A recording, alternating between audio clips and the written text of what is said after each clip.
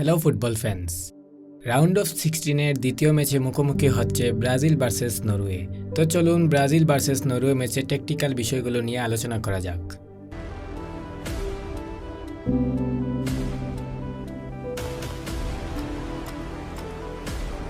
ব্রাজিলের জন্য নরওয়ে তুলনামূলক সহজ প্রতিপক্ষ, কেননা ব্রাজিলের জন্য দুশ্চিন্তার কারণ হতে পারে ফিজিক্যালিটি স্ট্রং এবং কম্প্যাক্ট ডিফেন্সিভ এবিলিটির টিম।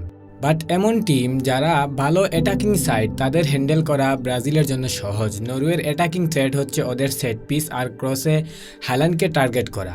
সেটা নিউট্রিলাইজ করার জন্য গ্যাব্রিয়েলকে তার সেরাটা দিতে হবে।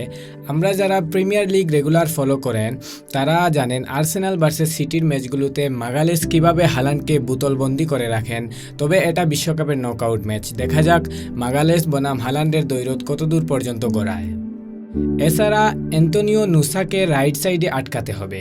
সেটা দানিলো একা না পারলেও রায়ান রয়েছেন, যদিও টাফ বাট হোপফুলি পারবে। নুসা যদি কাউন্টারে 1 ভার্সেস 1 সিচুয়েশন পেয়ে যায় তবে স্কোর করার চান্সেস বেশি থাকবে।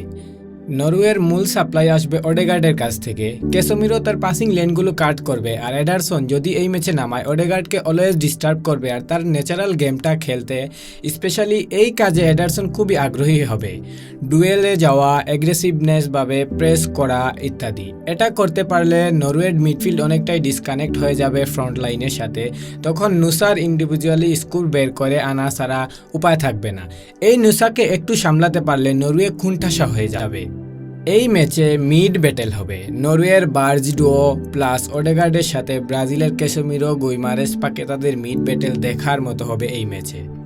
অ্যাটাকিং সাইড হিসেবে ব্রাজিল কতটা ভালো সেটা পুরো টুর্নামেন্ট জুড়েই দেখিয়েছে, স্পেশালি তুলনামূলক ওপেন ফুটবল খেলা সাইডের বিরুদ্ধে যারা কাউন্টার অ্যাটাকিং অপরচুনিটি দেবে। নরওয়ে ডিপ ব্লক করে বসে থাকার মতো ওয়েল অর্গানাইজড সাইড না, তো তারা চাইলেও অনেক বেশি কম্প্যাক্ট ডিফেন্ডিং পুরো ম্যাচ জুড়েই করতে পারবে না। যেখানে জাপানের মতো ডিসিপ্লিন সাইড পারেনি, নরওয়ে পারবে না।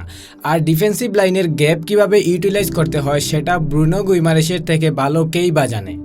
নরওয়ে এবার ওয়ার্ল্ড কাপে অনেক বেশি কার্যকর ক্রস আর কাটব্যাক থেকে গোল কনভার্ট করায়। এছাড়াও তারা কাউন্টার অ্যাটাক, প্রেস করে অপোনেন্টের মিস্টেক করানো ইত্যাদি ব্যাপারগুলোতে অনেক দক্ষ। তবে আজ কিভাবে রায়ারসন, আর্নেস ও ওডেগার্ডের ক্রস থেকে ডেলিভারি অফ করা যায় সেটা নিয়ে আলোচনা করব।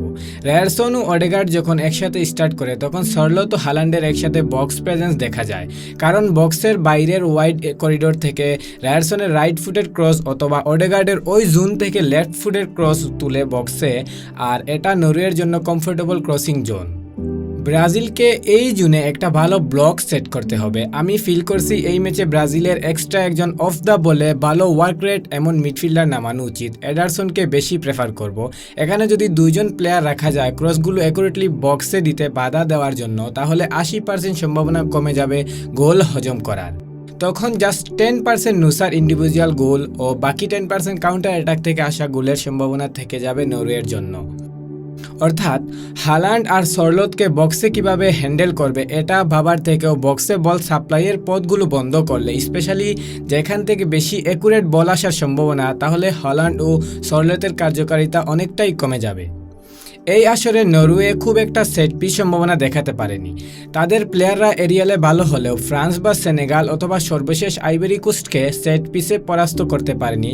ব্রাজিলও এই টুর্নামেন্টে এখন অবধি সেট পিসে কোনো গোল হজম করেনি।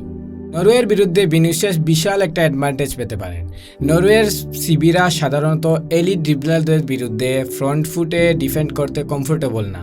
কোনো প্লেয়ার যদি ড্রিবল করে এগিয়ে আসে তখন নরওয়ের ডিফেন্ডাররা পিছিয়ে যায় এবং ড্রিবলারের সামনে অনেক স্পেস দিয়ে দেয়। ড্রিবলিং করে শট নেয়ার আর ভিনিসিয়াসের শট প্লেসমেন্ট আর কার্ভ সম্পর্কে তো আমরা জানি। নরওয়ের বিরুদ্ধে অ্যাটাকের সব থেকে আইডিয়াল সিচুয়েশন হচ্ছে কাউন্টার অ্যাটাক থেকে। ওদের সিবিডও 1 ভার্সেস 1 সামলানোর জন্য এনাফ কোয়ালিটিফুল না, তাই নরওয়ে চেষ্টা করবে ডিফেন্সিভ ট্রানজিশনে ম্যাক্সিমাম প্লেয়ার ড্রপ ব্যাক করতে। ইভেন হালান্ড নিজেও বক্সে নেমে আসার চেষ্টা করে। নরওয়ের বিরুদ্ধে যদি কুইক কাউন্টার অ্যাটাকে উঠা যায় এবং জাস্ট সিবিদের সাথে 2 ভার্সেস 2 সিচুয়েশন ক্রিয়েট করা যায় তাহলে সহজে স্কোর করা সম্ভব।